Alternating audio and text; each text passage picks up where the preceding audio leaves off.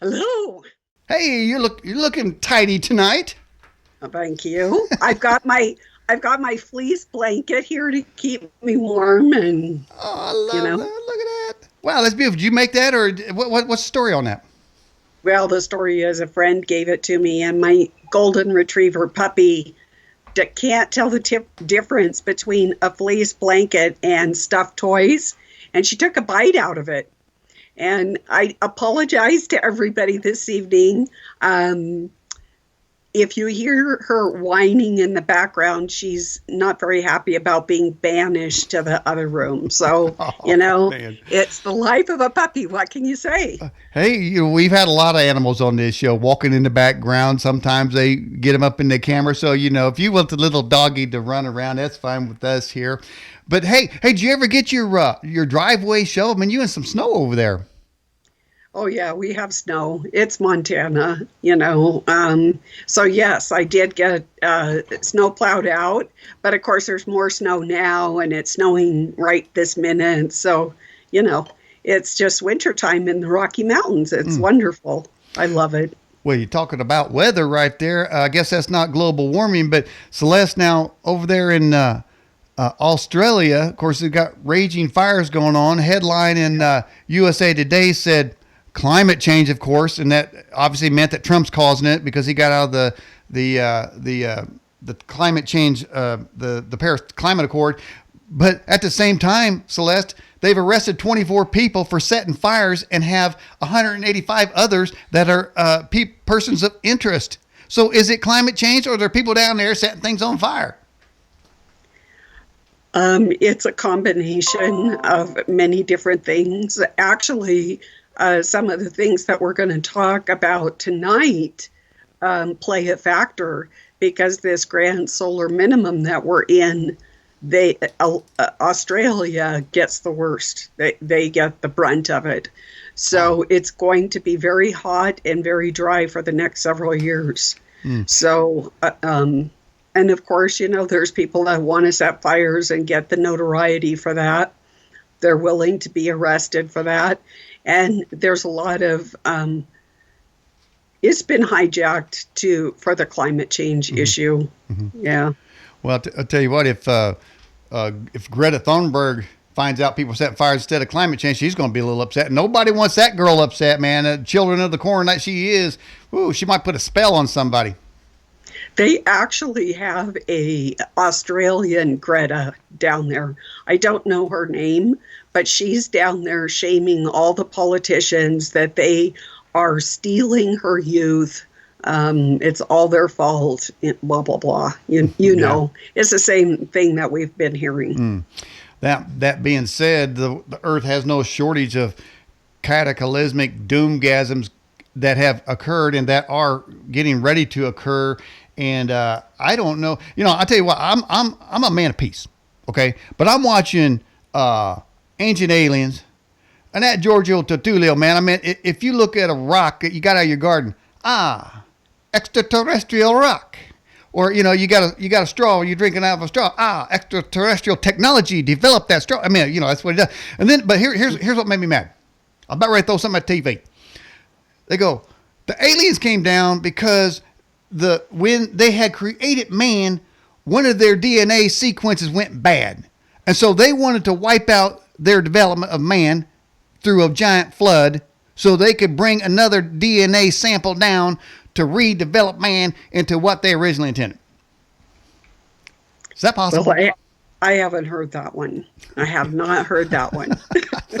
Okay, okay. It was the aliens that flooded the earth. Okay, we got. I'm thinking, man, come on now, stop that. But I tell you what, I do want one of Giorgio Tulio's little pins. He got like a little spaceship pin he always wears. But anyway, so have you found anything in the Bible that indicates future catalysmic events are going to occur? Absolutely. We're going to dive into it. Should we go slowly into the water, or should we dive into the end of the pool? You want to dive into the end of the pool? All right. So I've got some stuff for you here. Hold on. So the Bible is all about cataclysm. And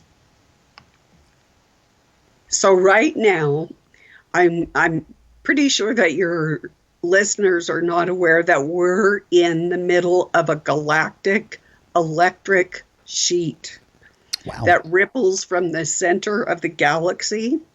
And basically, Earth spends about 1 to 6 hours every 2 weeks in that electric sheet.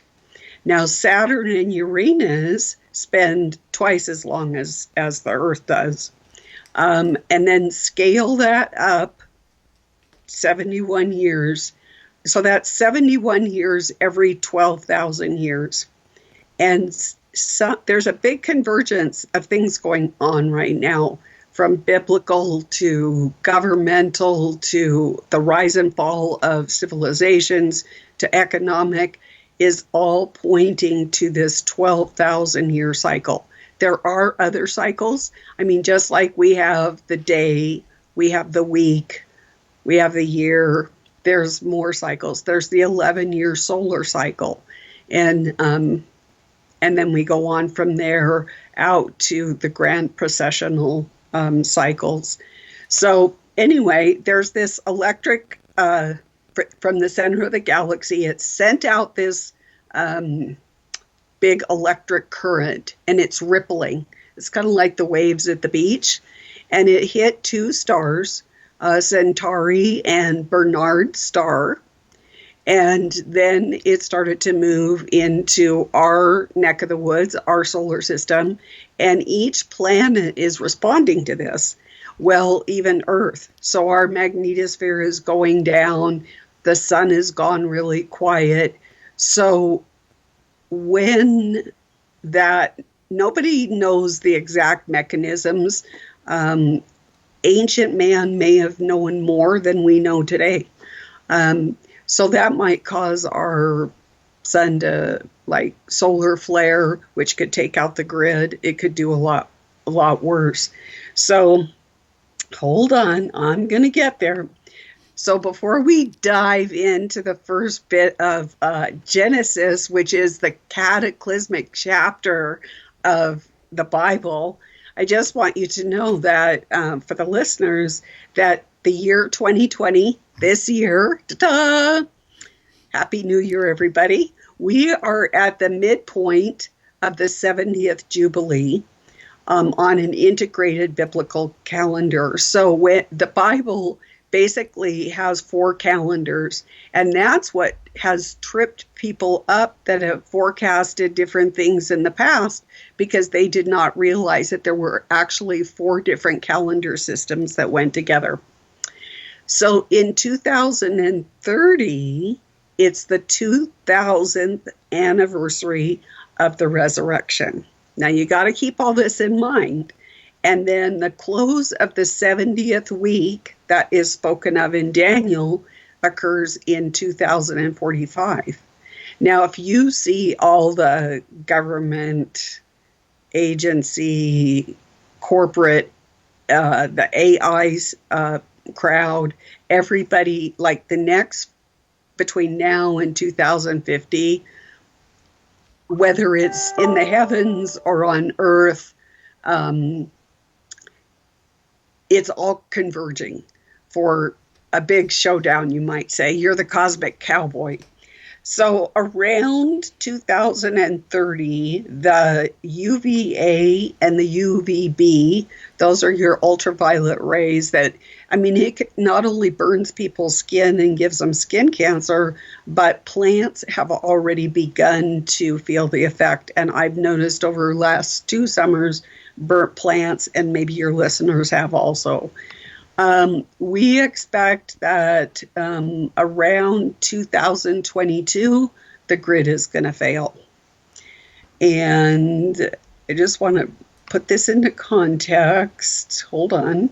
So right now we're in a solar minimum, which means there's no sunspots on the sun, or few. I mean, the sun is starting to come to life. There was some debate at the end of last year. Is it going to stay quiet? That has its problems because people have health problems from that. or is it going to start getting active? And as soon as we hit 2020, it started to come to life. Different people have called that this is solar cycle 25, and they are expecting that by 2025 that will be the solar maximum. And it's kind of like the stock market. So it right now we're low and then it's going to go up, but we're kind of incrementally going down to a grand solar minimum. So every time it's going to be a little bit quieter, which means more devastation, more cataclysm. The magnetosphere is failing. It's starting to go down. I think we're about 70 or 75% right now. It could go down to zero. And that is our protection against all the solar things that come, whether it's cosmic rays, flares, whatever, asteroids, whatever. And so then the grand solar minimum, which is the low of the low, which they're even talking ice age. And the first time I heard this, I got to tell you, so I'm taking this Bible class and I'm watering my tomatoes in my greenhouse, and I'm just watering away. And the teacher we were studying Psalm 145, and he talked about a time coming very soon that one day it would be like ice, the whole earth would be ice, and the next day it would be searing heat, and there'd be like floods and all this stuff. And that was the first time, that was my wake up moment to just how much God has his hand on the weather, and that I needed to learn about it. But it was like, well, I mean, I can see this gradual decline, but I don't see this like rapid cold and heat. But we are starting to see that now.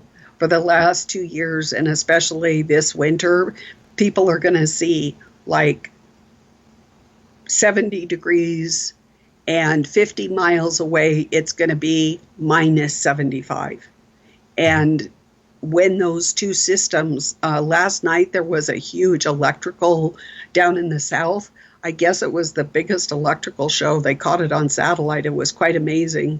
The listeners could go to Suspicious Observers Today's and look at that. It was really incredible.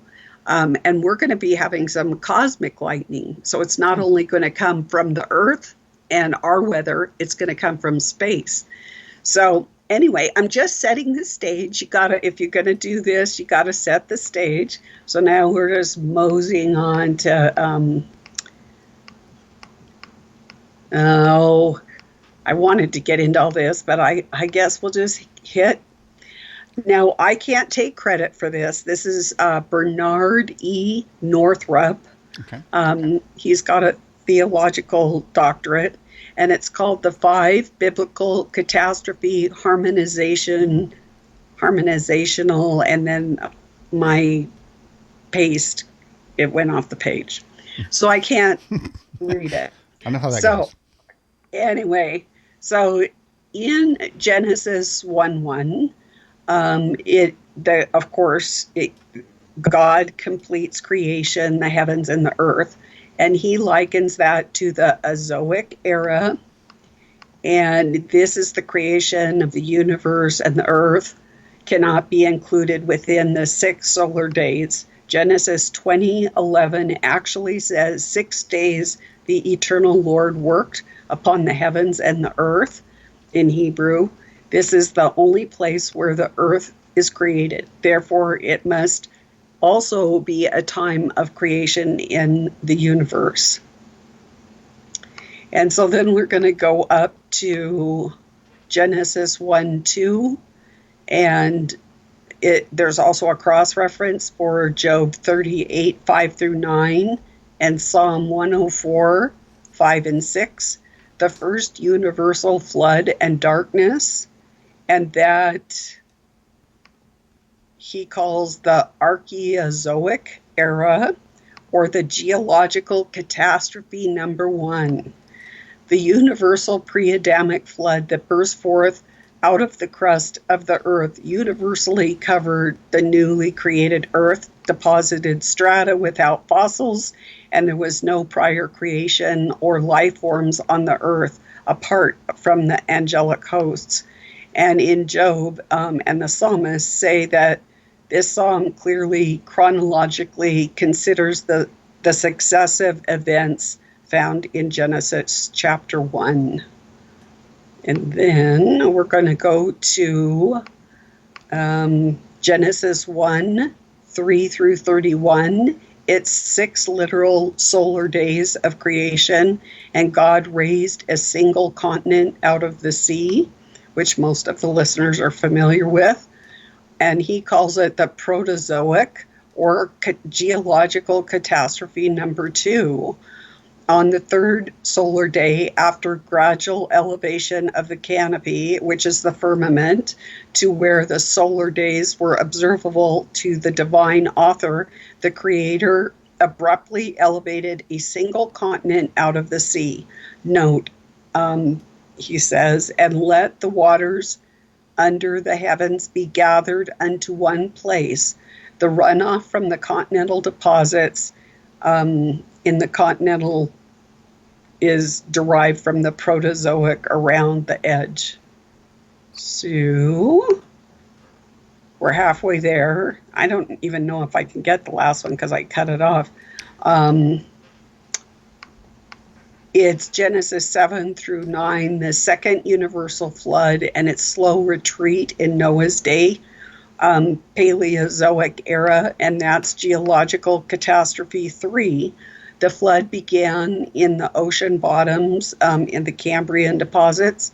The signs of the shoreline encroachment in the Ordovician and Silurian flood stabilization in the Mississippi, but the initial retreat signs in the upper Mississippi. The wind and tidal oscillations of Genesis 8, 1 through 3 continue well into the Mesozoic deposits until obliterated by a plate movement tsunami, and slow retreat is suggested in Genesis 11:2. And then we're going to go, we got one more that I went too far here. Genesis 10 and 11, 1 through 9. There's Babel and the division of the continents beginning 2 and 3 generations later, and that's the Mesozoic era. And he labels that geological catastrophe 4. The major characteristic deposits are a series of wind and tidal wave deposits. These result from a long retreat. The wind and the shoreline oscillations of Genesis 8, 1 through 5, 5 generations after the Noahic flood, God complemented that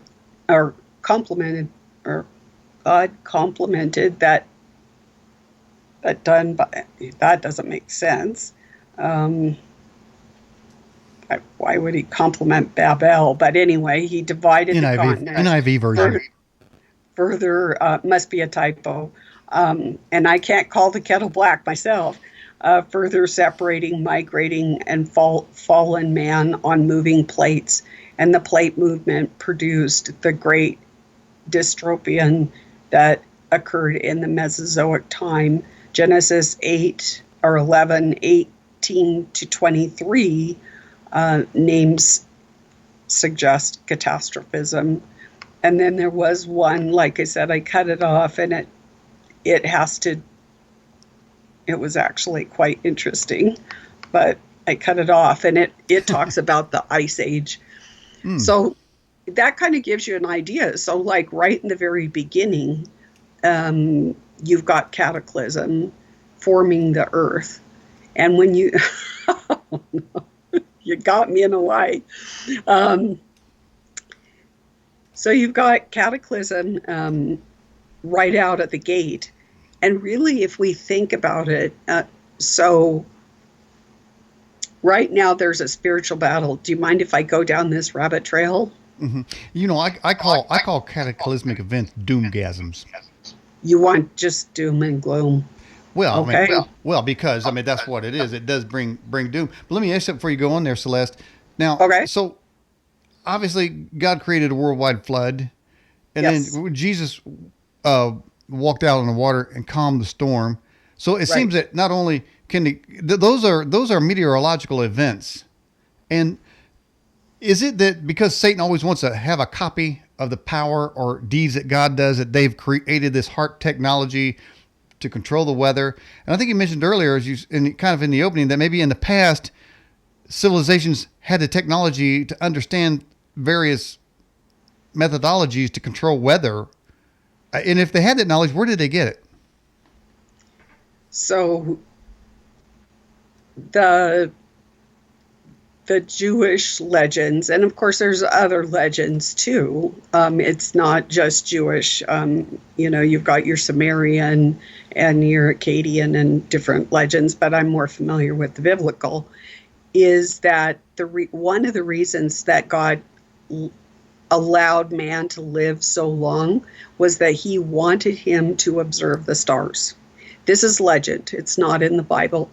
It's just something that was passed down century after century, and it makes sense.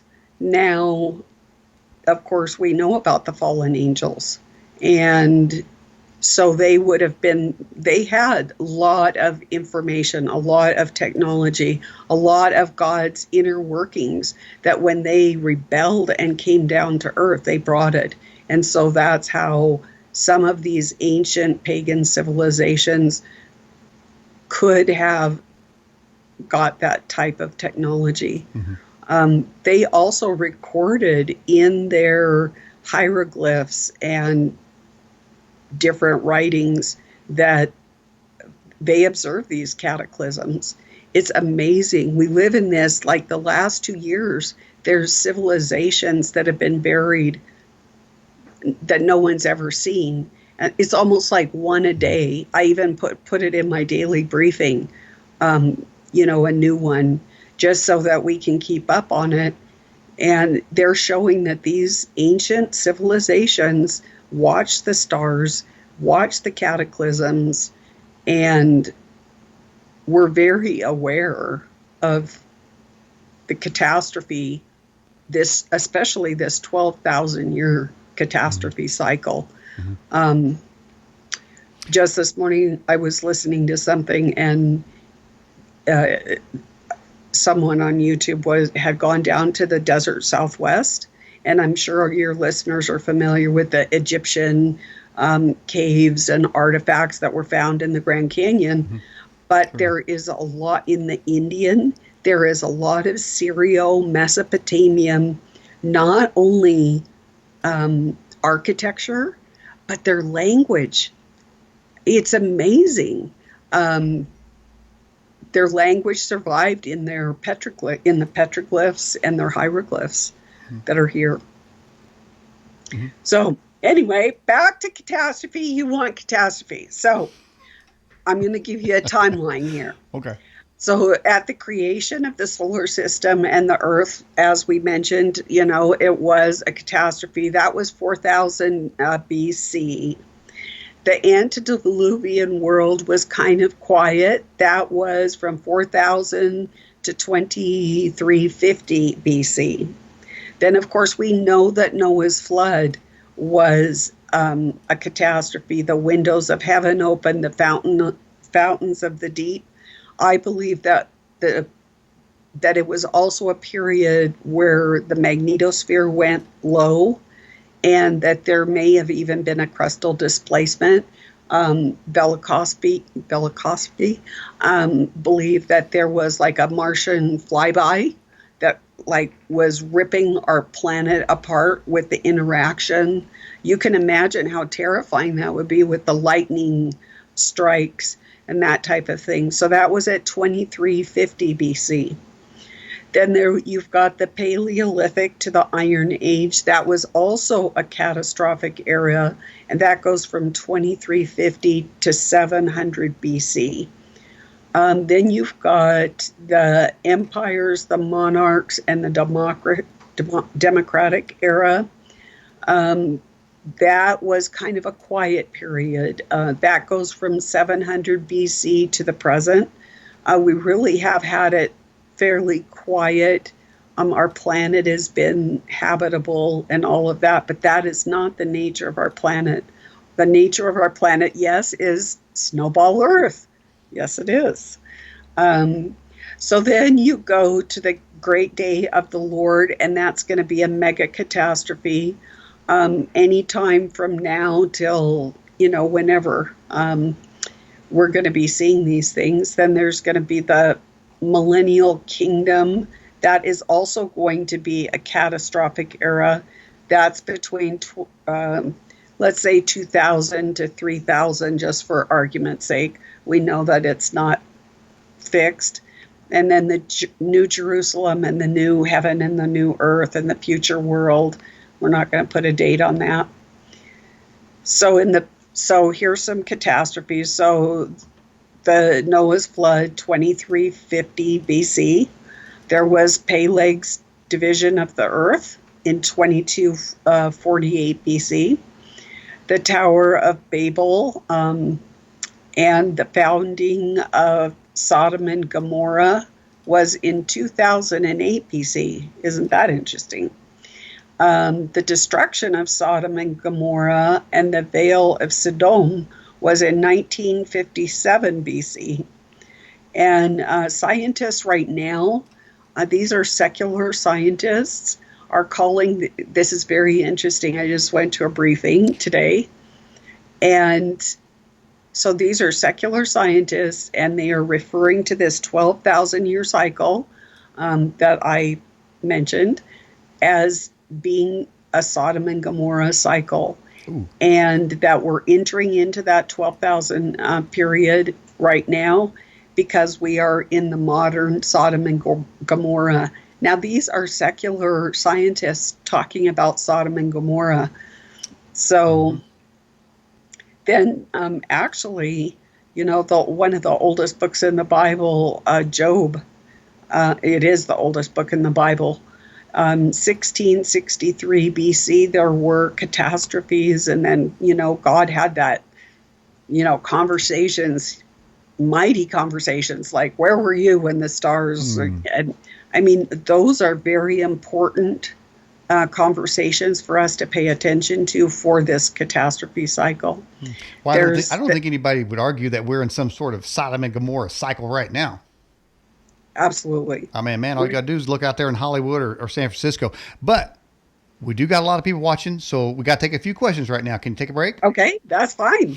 Great. All right, let's go to the question segment part of it. Yahweh first says, what's your take on the asteroid Apophis? I've never heard of it, so I don't know. I'm not as familiar with that particular one as I am with Bennu. Bennu is the one I've been keeping an eye on. Mm-hmm. So, I mean, I've heard of it, but I don't have anything to say on it. All right, let's go to the next one. This is from Azure.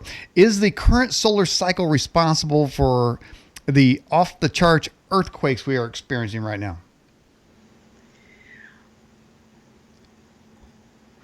In part, because our magnetosphere is decreasing, and it has been decreasing for 200 years, but now it's kind of like a snowball. It's slow in the beginning.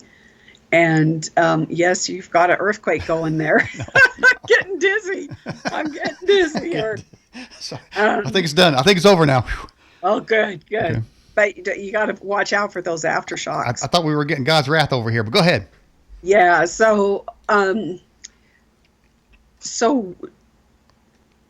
a little bit distracting sometimes, aren't I, Celeste? No, it's fine. Okay. It's fine. I'm just trying to put a lot of thoughts in my head and get them out of my mouth, which isn't always the easiest. So it's the magnetosphere. It's also the sun is when when the phi angle. You guys are going to have to check your space weather so you'll learn. And I've been putting it in my daily briefings kind of walking you through how to check these things in space weather, because the space weather actually influences the Earth, and then we get the earthquakes. And they can actually tell when earthquakes are going to happen now by these blot echoes and looking at the space weather, and it's pretty reliable science. Every once in a while they mess up, but this last one in Puerto Rico, they predicted it several days before it happened. So another thing you have to pay attention to is the planetary alignment. So that plays a factor into it also. Okay, let's get into this question here. Doreen says, what's going on with the earthquakes in Puerto Rico?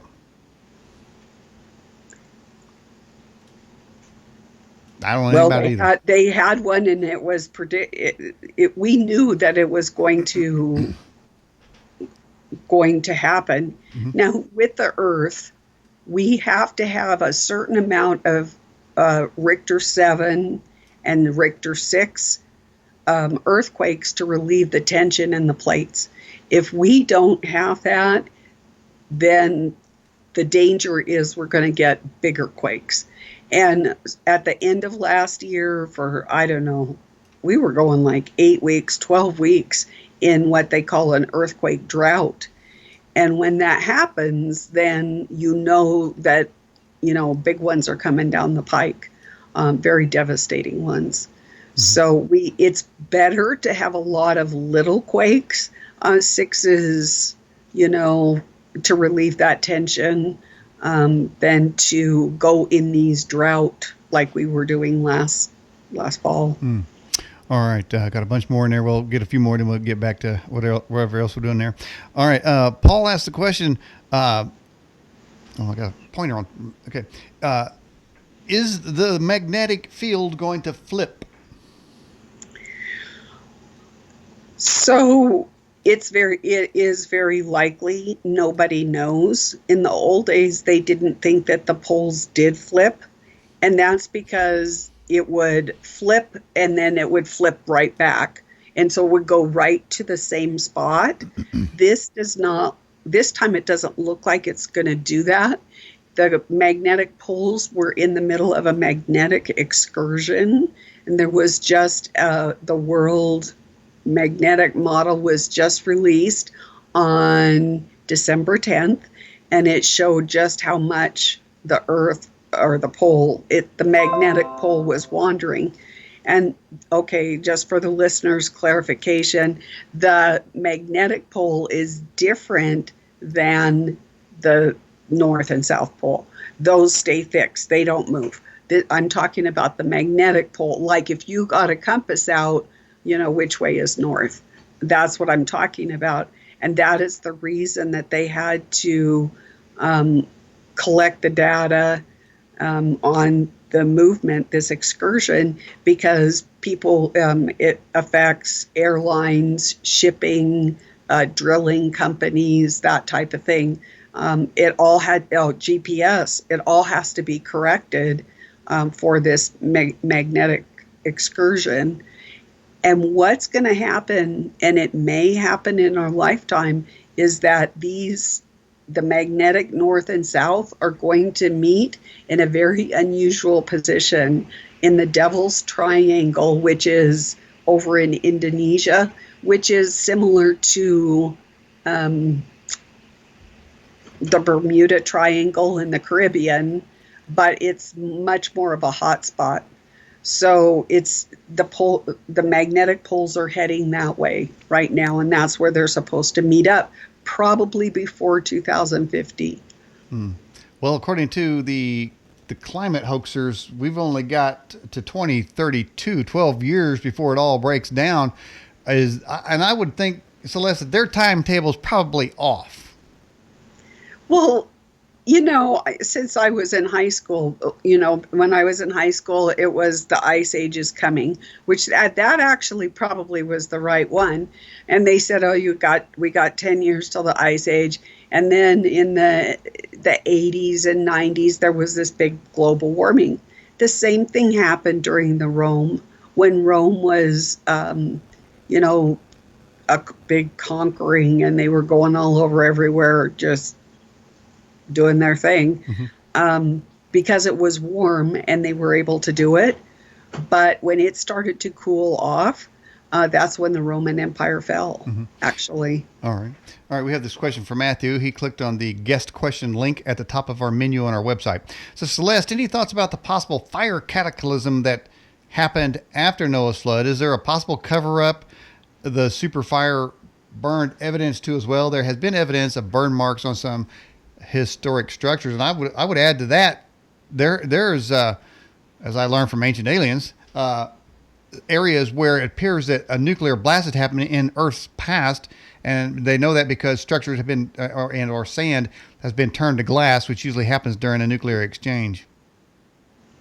Yeah, that's actually that cosmic lightning that I was talking to you about, and that is so the fire that they're talking about is the black mat. There's black mat evidence, and that's at that 12,000 year cycle, when the earth was cold, and then it went hot for a little bit, then it went back to cold, and then it started to moderate out. And that's when there were fires all over the earth. And yes, there is evidence of that. The glass is more of an indicator. There's actually some right at the hind end of the Sphinx. Robert Schoch does a lot of work on that. If you want to follow that, it's very interesting what he does. It's the same glass beads are in the sand at the hind end of the Sphinx.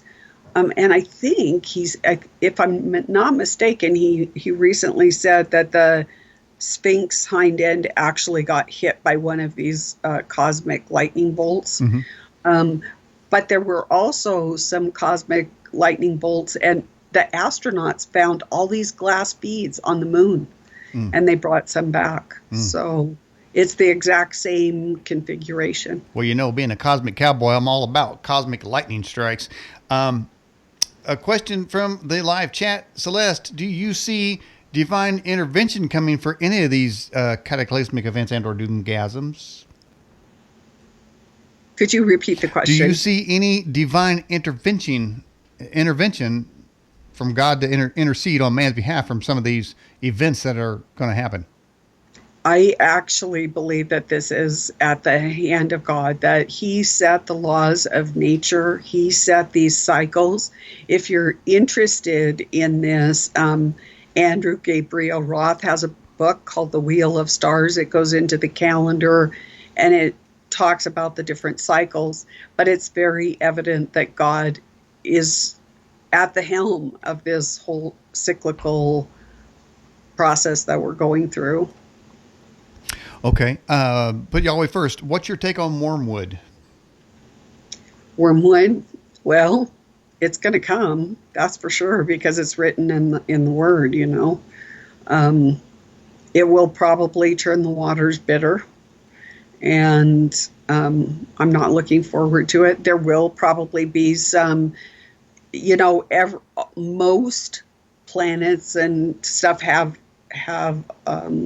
an interaction where you're going to get this lightning, the discharge events. And so I think it's going to be a lot worse than the Bible. I think the Bible just talks about the broad strokes. It doesn't give us all the nitty-gritty details of what it's going to be like living through that.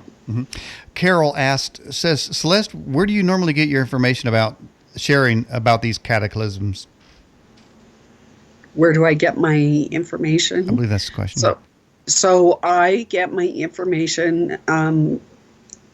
I look to make sure that it's in the Bible, and that's been a mind bender for me. But I also am involved with groups of scientists. I am an active person in that community, and I go to briefings every week. I look at scientific journals, academic peer studies, and I do my due diligence and my homework. Wow, indeed you do, because we can hear it for some of the facts you're using. Anita has a basic question. Do you have a favorite Bible version? I like the original. I like the Hebrew and Aramaic, and there is actually an Aramaic English New Testament, and that's very good. And so that's what I use. All right. But other than that, it's King James. So Okay. Alrighty. That's sure to rouse some people up right there. Anytime you say whatever version, who is ever using another version, I'm going to get email. This is the right version. All right. So here we go. Will there be an ascension cycle? and it's, could that person rewrite and say what an ascension cycle is? Yeah. I know that the angels ascending and descending on a ladder at one point. But what about this? It says that the prophecy of the waves and the seas foaming and raging and the earth moving to and fro like a drunkard. Is this all part of that? That's part of the magnetosphere. And talk about crazy stuff. So I put this in the I can't believe it section. Every once in a while I have to do that because those some people they said there's too many people on the earth and that's why it's going to cause to wobble. So we have to get rid of some people because it's causing the earth to wobble. I kid you not. This was like in the last 2 weeks. I couldn't believe it. Wow. Yeah. That reminds me of a guy, a congressman, I think his name is Johnson, and he said that Guam was going to tip over if too many people went on one side. That guy's in Congress. That's the mentality of people that's in our Congress, besides the AOC nutbags over there. All right, Ben Atkinson, does Australia have a key role in human survival? Are we, assuming he's down there, I guess, are we destined to be the sole remaining continent? Is Australia going to be the sole continent? Well, Ben apparently is hoping so. Ben, if it is, I'm coming down there, bud. I think they're going to have some really tough times for a little while with those magnetic poles moving right off their coast. So I don't know that it's necessarily going to be the safest place. I do consults around the world, and quite frankly, every place is going to have its blessings and its challenges. Yeah. And wherever God has placed you, you can bloom.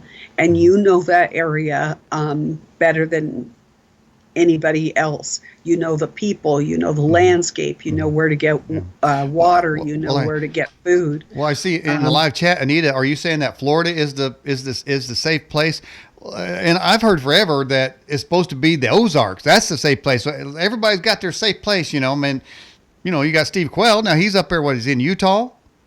And, Montana. Montana. Both in Montana. Montana, I think it's a heck of a lot safer than Indiana, man. We're like right next to some kind of giant fault line, man. So I don't know about that. Besides that, Celeste, I've seen maps when the United States splits apart and the water comes up, man. It's like Indianapolis, man. We're gonna be underwater over here. But now you're way up high in the mountains, so you're way up there too. So that sounds like a safe place up there. So have you heard about the Adam and Eve story? No, this would be great. Tell us about it. Okay, so the Adam and Eve's story was written by Chan Thomas. So the government was aware of these cyclical events, and they classified the Adam and Eve, his book, because it was talking about a crustal displacement and all the chaos and everything that was going to happen that we are entering into right now. And so they classified it so nobody knew that it existed. I knew some things because my dad worked for naval warfare, and so we had many very interesting people come to our home. So I was kind of aware, although I was unaware of Chan Thomas's book because, of course, my dad couldn't talk about classified information with his kids. But in that, they just declassified it about 2 years ago. About 2 years ago. And so there is a place that you can obtain a copy of it Suspect Sky on, I don't know if it's com or I think it would probably be suspectsky.com. And you can get a PDF or listen to an audio book of it. And that talks about the coming cataclysm. I mean, he talks about the dinosaurs. He talks about the mind control. He talks about everything. I mean, it's a very interesting read. It's not long, but I tell you, afterwards, you're just almost shaken because, I mean, he tells it exactly like it's going to be. All right. Here we go. Was the moon possibly formed by an asteroid strike? Some people claim that something hit the Earth and big chunk of it blew out. Can I go back to the other one? I didn't answer your question. So before I move on, so my husband and I got an off-grid place in Montana, and it was on top of near on let's just say in the mountain. When we got up there, the reason I told you about the Adam and Eve story is it was all CIA. It was a CIA refuge for when this cataclysm was going to happen, and there were actually CIA up there. So we did move off the mountain. So I do know you want to be on the leeward side of the mountains. The Rocky Mountains are very safe because you're going to have like 1,000-foot wall of water coming from the west, moving to the east. It will go over us. Like I'm in the middle of two mountain ranges. It will go over me and then kind of splash over onto the other side and continue and take out a lot of the Midwest and the East. And then, like you said, there's the fracture of the United States. So, yeah, it's pretty cataclysmic. All right, we're doomed. We're doomed in the Midwest. We're doomed anyway. All right, now we haven't really got too controversial, but is the Earth flat? I don't do flat Earth. Okay, that was a question that came in. It wasn't for me. I'm just saying I don't do flat Earth. I see it as round, but that'd be a risky question to answer right there. All right, let's see what about this here. Aboriginal elders, I must be talking about Australia, speak of a massive tidal wave that will submerge the east coast of Australia, then turn our dry outback into flourishing oasis of vibrant life. Is this part of the crustal displacement? Absolutely. Yep. There will be places like there is this, it's in the bedroom. I have this ancient maps, and they were amazed because like the Antarctica had all sorts of plants and animals, rare species. Australia was verdant and green, and of course they have a very unique animal population there. So yes, and it does come from the east. Well, I don't know, when everything's backwards, when you go to the southern hemisphere. So it goes, I know from it in Jan Thomas's, it goes from the west. So it would be west, looking at Australia, it would come from the west and go east. Okay, well, this is an interesting question here. And I'm assuming this the writer here, Ben Atkinson, are you in Australia? If not, it's kind of general question. Celeste, I've been reading it. Two quandaries about Australia.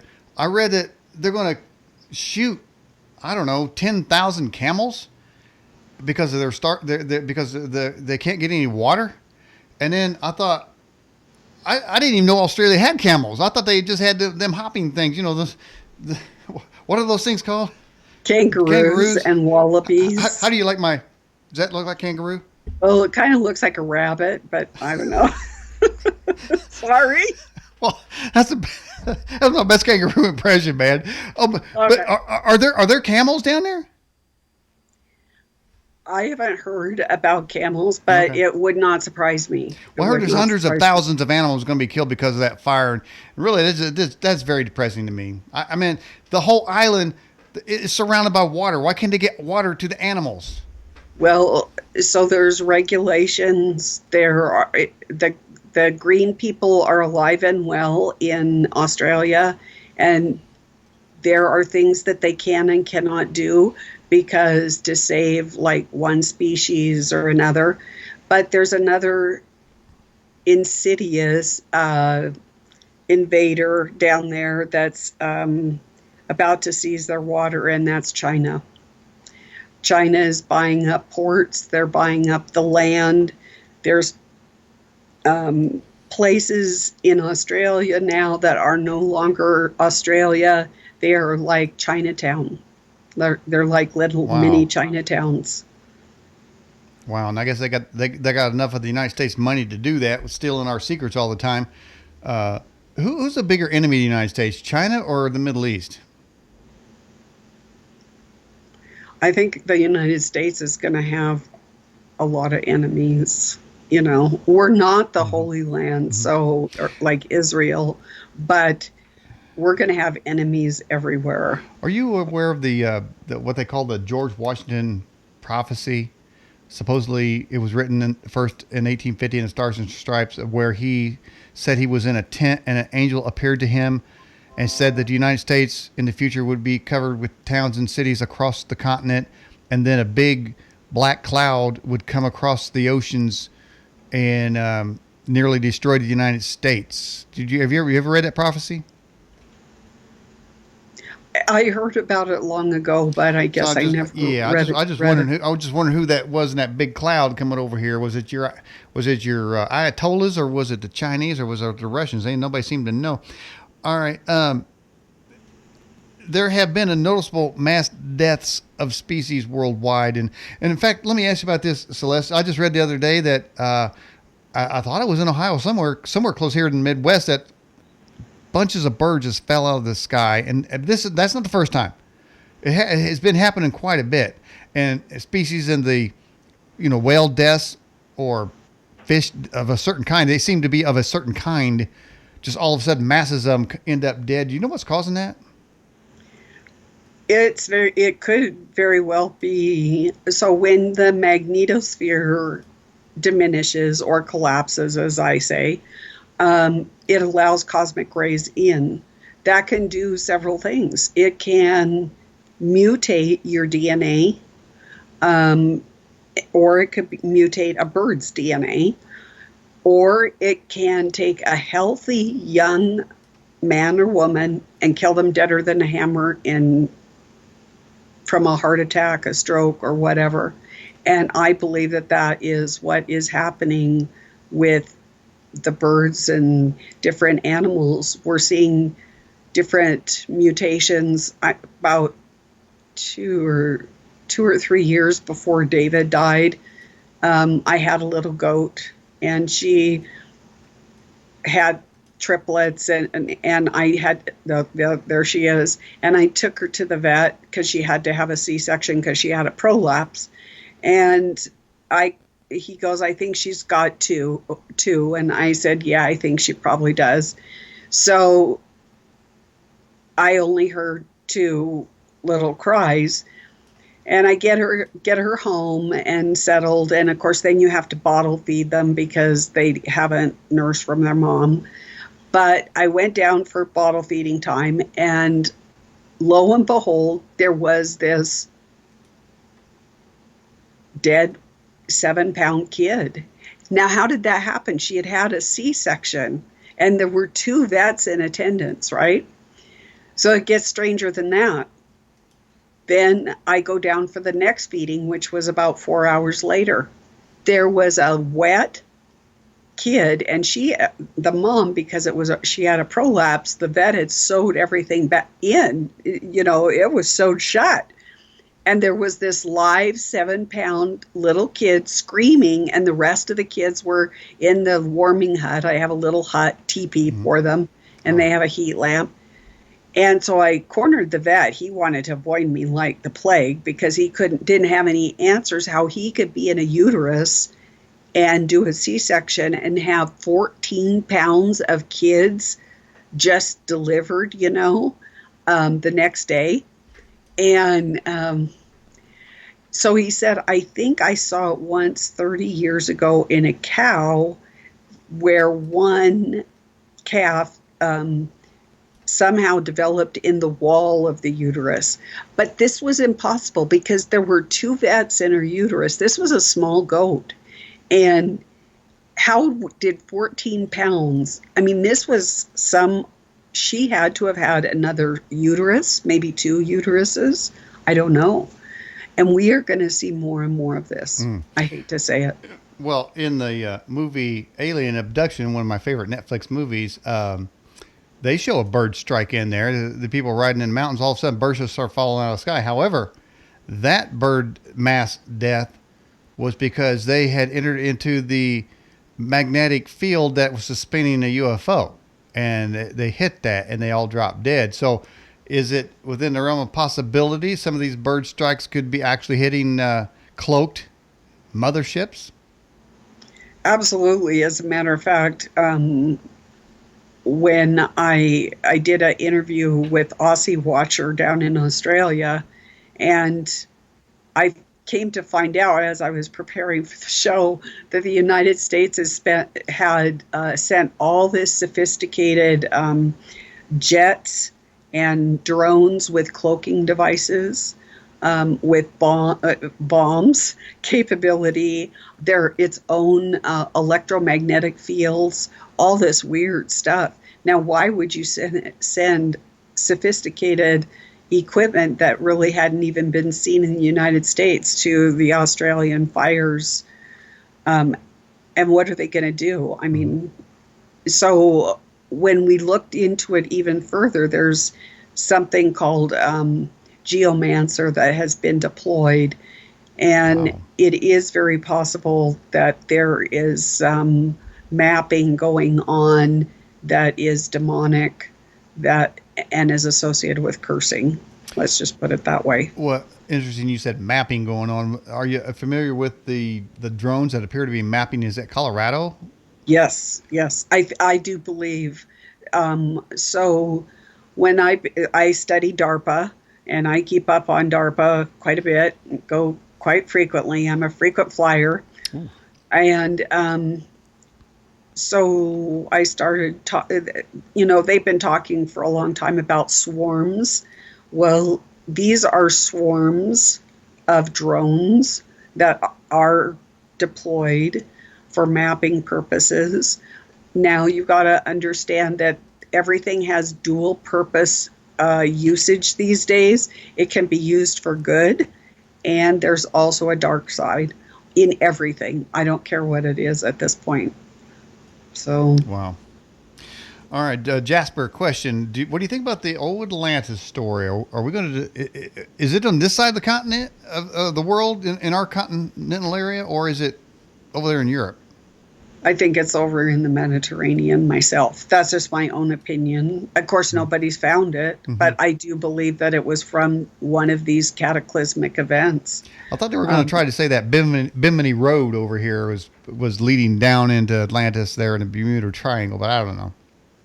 Well, there are civilizations that were advanced all around the world, and they're starting to come to surface. There's some that are coming out of the sand. There's seas that are changing, and now some places are drying up. And I think they found one in China. This whole advanced civilization. Assuming of course, there was evidence of a cataclysmic flood, and certainly these gigantic megaliths that 10, 20, 100, 200, 300 tons are still there. But if we're talking about advanced technology, it seems that whatever the technology was to build these structures and to live, maybe they had portals and various things, stargates, who knows what. Of course, it'd be swept out. But eventually, would you think that wherever it swept it out to, that eventually we would hit that and find those? So that's the type of things that my dad was involved with.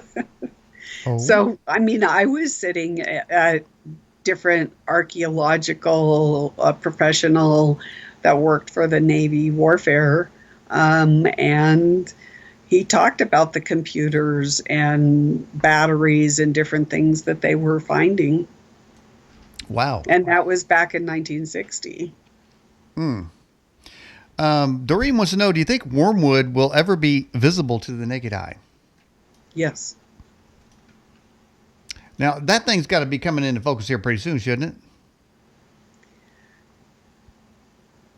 It's God's, it actually, I did this really long article, and I was going to be doing an interview, but it had to get bumped.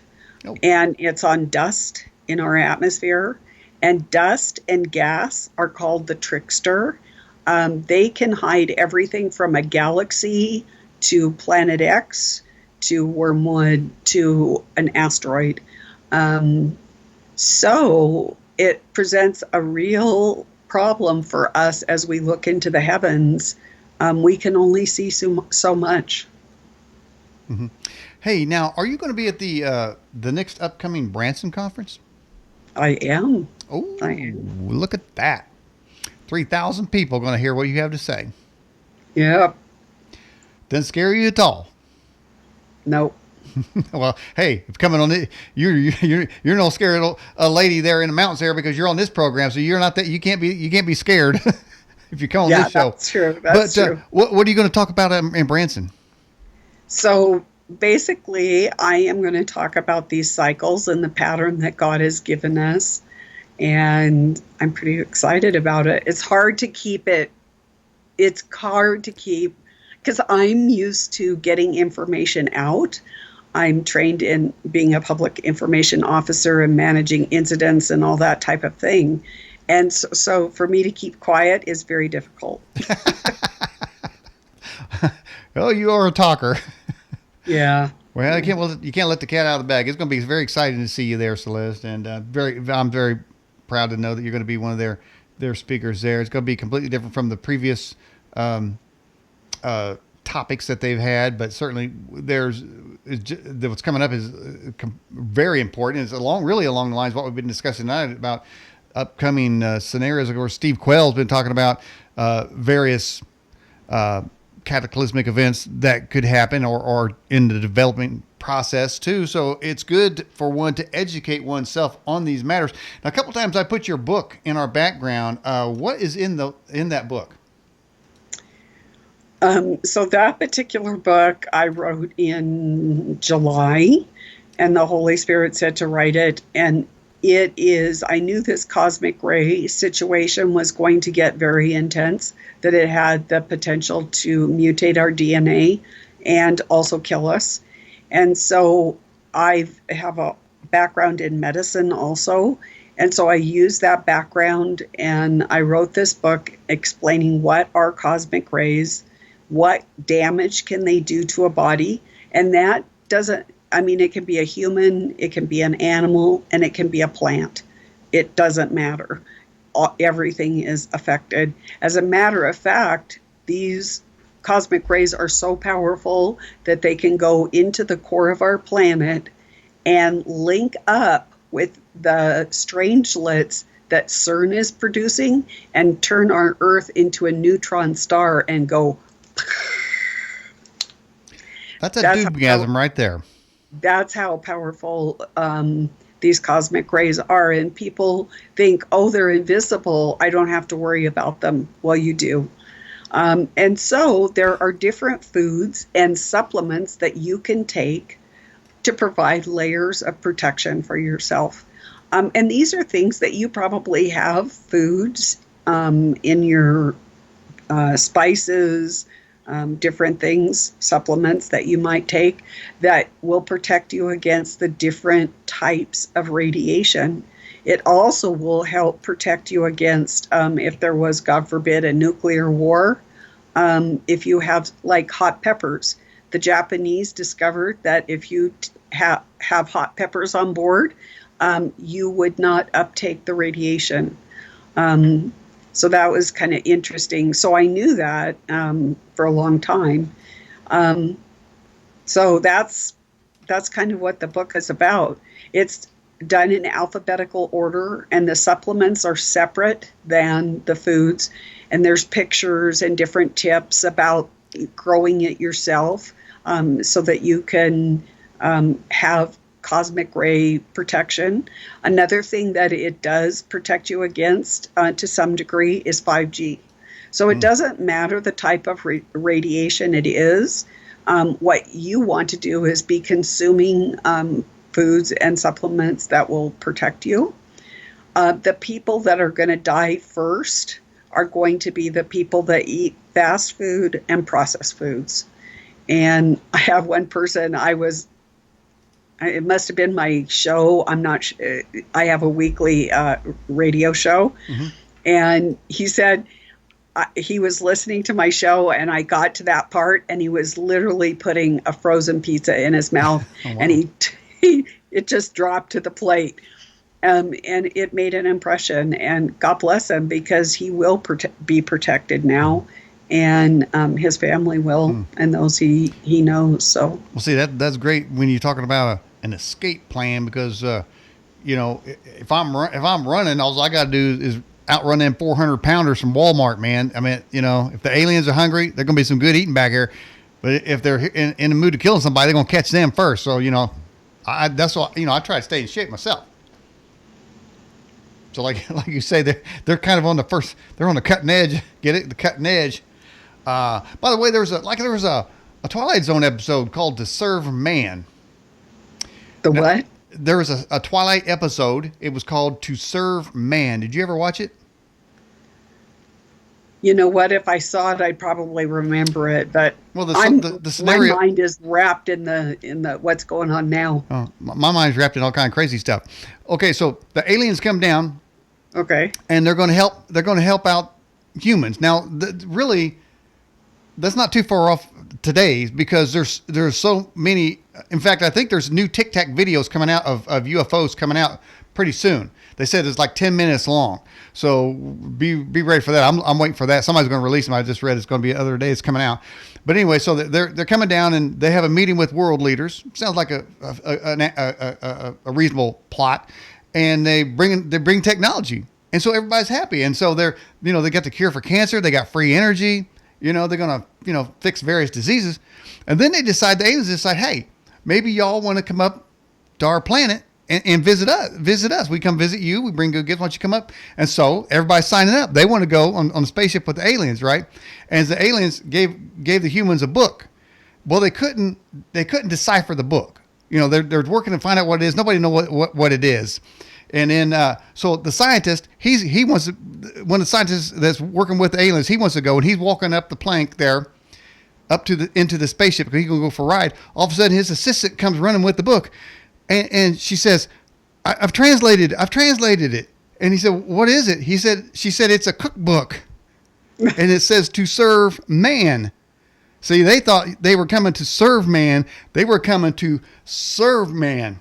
So I'm just saying, but if they hit one of them gnarly 400 pounds from Walmart, they're going to have some really bad indigestion there. And that's just the way my mind works, Celeste. You have to be ready for it when you come on this program. But hey, absolutely, you are in high demand.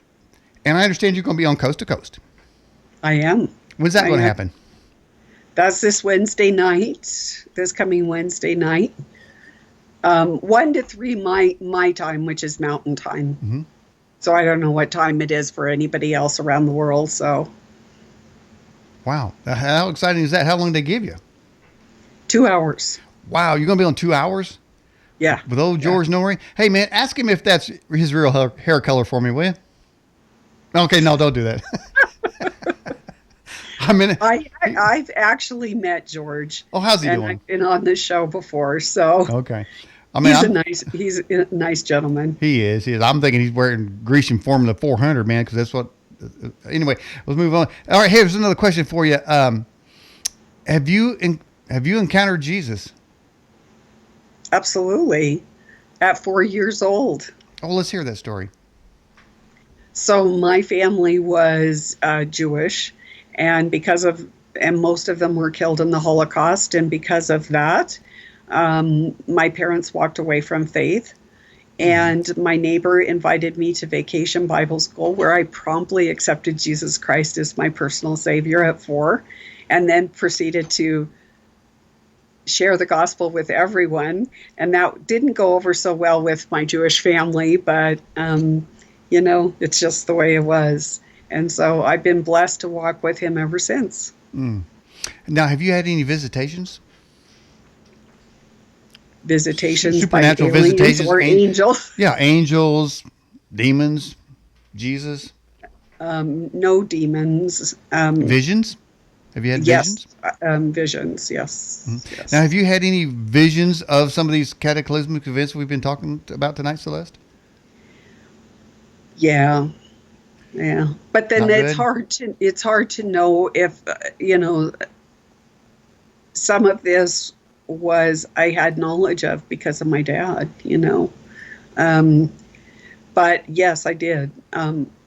My most poignant one was a nuclear war and everyone running and screaming. That's when I was in San Diego.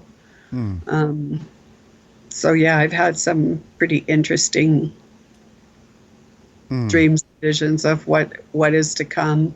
Hmm. And then when I started, when the Lord is very tender and gentle, and so like 2 years ago, He started me on this path of thinking, preparing me for this time and this season in my life. And I gotta say, I'm very logical and meticulous, and one minute I was at creation and the next minute I was at the end and in between, and then there were the gods, the pagan gods, and there were the elements, and I kind of felt like a ping pong ball. And as a incident commander, I manage disasters. That's what you do. And I it was hard for me to get my mind around it. And so I know it's going to be really hard for everybody to wrap their mind around some of the information they're going to be seeing in the news and presented. But the Lord is giving us this opportunity to prepare our hearts, and maybe prepare physically if that's what He wants you to do, but also to enlarge the tent stakes of our mind, so that we've got this comfort zone that we like, and right now He's trying to burst that and enlarge that tent of your mind so that you can know that these cataclysms are coming, and it's not the end. I mean, we will live on. It's just, where are you going to live on? Are you going to live on in heaven with God and Jesus? Are you going to live in the eternal flames of hell? I mean, it's a choice. There Wow. isn't a middle. Those days are probably over for all of us. Well, Celeste, I'll tell you what, man. I'm going to share with you a lucid dream I had years ago. I don't think I've ever said on this show, but I feel kind of inspired just to kind of share it with you. Uh, I was in a church. It was a dream situation there. So I was in a church and it was filled with people, and then I heard this large, like a horn, blowing. And as I looked, the people, they were all getting upset because it was kind of interrupting the thing, and it was loud. So everybody's looking around, wondering what's happening. And then a wind comes in through the walls and comes up the aisle, and sort of the wind just kind of spread out. And some people were upset with it, and other people, they seemed like their countenance was enlightened, and their expressions were very joyful, and their smiles were illuminating, and others weren't that way. And then I was out from that church, floating in the air, and I looked to my right, and I saw what can only be described as the heavens unrolling like a scroll. Now, I'm not trying to make that fit the scripture. I'm just saying that's what I saw. It unrolled like a scroll, and I saw Jesus coming on a horse, which I wouldn't expect. I always thought that was a descriptive of something else. And then there were a lot of people coming with him, coming down. And I look over at the church, and then the wall dissolved. The whole wall just dissolved, and I could see everybody in there. And some people came running out, sort of like they were going to meet him, and others started running away. And so that was my vivid dream there, and I really don't think I've shared that with anybody. But I thought, wow, I don't know. Does our mind sometimes formulate something like that because we've read it, or is it a revelation and it's a confirmation of what is to be? I think it's a revelation. So I'll share my one of my more vivid ones. So I was at my mom's, and the Lord woke me up at midnight, and He said to pray, and I kind of was in that half awake, half asleep state, and I was with my pastor at the time, and we went into this dark cave, and there were millions and millions of white candles, fat white candles. And it struck me, I thought to myself, well, with all these millions and millions of candles, why isn't this cave aglow? Why is it so dark in here? And so, of course, we went into, how caves are, there's another cavern. And so we went into the other chamber, and there was a crescent table and chairs, and there was Satan and some of his demonic, I don't know what they are, what their hierarchy is, but three on each side. And when he spoke, so it's the pastor and I, and there's no candles in here, it's just the pastor and I.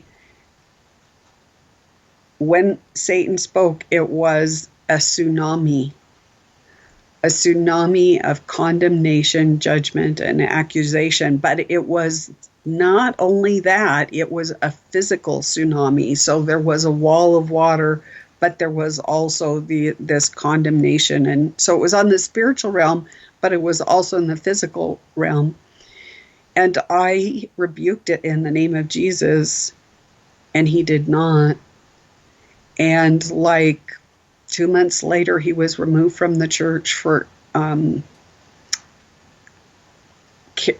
character unbecoming of a pastor. So, Wow. and I thought that it was at the just like Scripture, I think it was applicable for the situation at hand. But it is also, I've seen it as prophetic for what is to be coming down. And as we get these tsunamis, not only physical like oceans of water, I'm seeing this tsunami of data, and it can crush a person or get them overwhelmed, very easily. What we really have to do is keep our eyes on Jesus. That is our hope in this time. And I hope that everybody's listening does know Jesus. So, because he will, we may not make it through physically. And actually, with how wicked the world is going to get, do we really want to? There, not only are all these cataclysms in the works, but I attend military conferences, and the artificial intelligence and the degree of wickedness, and basically the fallen angels coming out of hiding and the giants reemerging. It's really not going to be it's not the place that you and I grew up with. It's, we love our gardens, we love our homes, we love our families, but the things are changing, and we don't want it, but it is happening. And we know from prophecy that it will happen. It has to happen. But if we do believe in Jesus, in the end, we'll go into his mansion and be with him for all eternity. Mm. Well said on that. I was listening very intently to that. Celeste, in the political arena, when Trump came into power, all hell broke loose.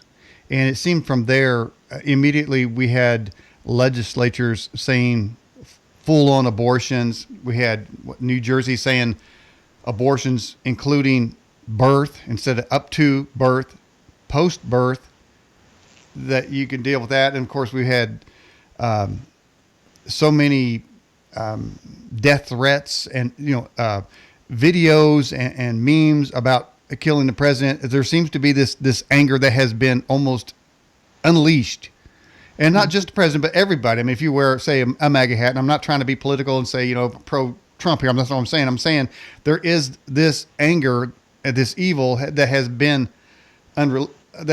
And it kind of reminds me what the Bible says: the devil is angry because he knows he has but a short time. But in Virginia, there's an ongoing battle against the Second Amendment, where they actually said they may send the National Guard out to get people's guns that don't want to surrender them. And now recently in that state, a Democrat representative has suggested that those who are in favor of the Second Amendment have mental issues. Mm-hmm. That's a descriptive. That would be covered under the red flag law. And if you're familiar with the red flag law, it's kind of like that Tom Cruise movie where there's precogs, and they convict you for crimes before you commit them because they could see in the future. They know you thought about those. Minority Report is what it's called. It's kind of like that. So by them letting that out of the bag, sort of saying that if you are for the Second Amendment, you have mental illness, that sort of goes back just before the 2016 election, where this abortion debate has kind of stabilized itself to people kind of generally accepted, maybe, and I'm not an expert in, is it second trimester or something like that? It kind of had been settled. But then all of a sudden, what they were really wanting to do, they just let it out. They want open borders. They want unlimited abortions, and these kinds of things. What I'm suggesting is the idea that they would say that you have a mental illness for believing in the Second Amendment, which is what's keeping a lot of evil at bay in the United States, which we're going to need that Second Amendment when some of the things you're talking about start coming to pass. They're letting out the bag. In other words, how far they want to go is way further than that. And like you see my defining line, what I'm saying is about pre-2016. What they were really thinking, they were already for climate change, unlimited immigration, no borders, destruction of all family values, and that kind of thing. But now it's out. What they were really thinking and planning is out. So I'm just saying, whatever that is much more evil than what we're seeing with just that statement of mental illness. So just so you know, and we can put some things into context. So when I talk about the collapse of the magnetosphere, and when the sun goes silent, like it's going to now in this grand solar minimum, people go crazy. I have a friend that I met at Branson, and he works in the ER, and I texted him and I said, "Be careful, there's a health alert for cosmic rays." And then he texted me back the next day and he goes, "There were a lot of shootings. Law enforcement brought them in. And the law enforcement actually had to get into fist fights with these individuals that had been involved in the shootings to bring the peace, because I don't know if they got by." It makes people crazy. And we're going to see more of that. In Chan Thomas's book, he talks about people going crazy like that, violently crazy, extremely violent. Women are very much at risk because they're sexual predators. And he talks about it pretty graphically. So it's a very unsettling time. I think that plays a factor in this whole, what we're seeing with the Democrats and wanting to seize the guns and these crazy things. Like, I mean, saying there's too many people, so the planet's tipping over. I mean, where do they even, you have to have a crazy mind to even say something like that. So I get a report every day from where I get a report from. Okay. And it's all take the guns. They have to have an enemy. So there's, like, right now, Russia and Iran are the enemies. And then, of course, there's a lot of climate control, but there's some pretty interesting things in that report that I get daily that let me know what's going on, and then I get it out to everybody in my briefing. So Never reveal your sources. well, sometimes I do because I think it's important. People are asked right now to do blind faith, and that's not always a good idea because there's a lot of sources out there that you do not want to get your information from. So, well, here's a snapshot of Branson. Who's this up here? looks familiar. All right. Well, I'll tell you what, Celeste Bishop, we're right here at the end of the program. Anything you'd like to say finally to close this thing out? I just thank you for what you do, and it's been a blessing to be here, and hopefully we can do it again soon. Okay. Well, have fun on Coast. I will. And I will. see you out in Branson. Okay, sounds good. Okay. I look forward to it. Okay, Celeste. Thanks for coming on. Okay, good night, everyone. Bye-bye. All right, everybody.